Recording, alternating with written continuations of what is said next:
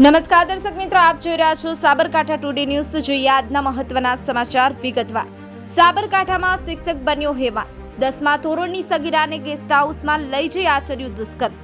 પ્રાપ્ત માહિતી અનુસાર શિક્ષક વિદ્યાર્થીને બર્થડે કેક કાપવાના બહાને ઈડર રોડ પર આવેલા ગેસ્ટ હાઉસમાં લઈ ગયો, જ્યાં તેણે સતત 2 કલાક સુધી વિદ્યાર્થીની પર દુષ્કર્મ આચરતા વિદ્યાર્થીની તબિયત લથડી હતી।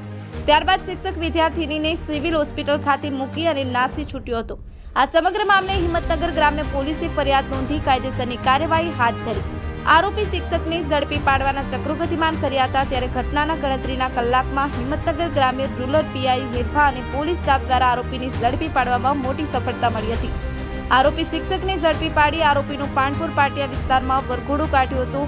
વરઘોડું કાઢી આવા ન્યુઅન્સ લોકોને કાયદાનો ડર બેસાડ્યો હતો। આરોપી વિરુદ્ધ પોસ્કો સહિતની કલમ લગાવી જેલ હવાલે કરાયો હતો। મોહસિન મેમન, સાબરકાંઠા ટુડે ન્યૂઝ, રમેશ સત્યની સાથે।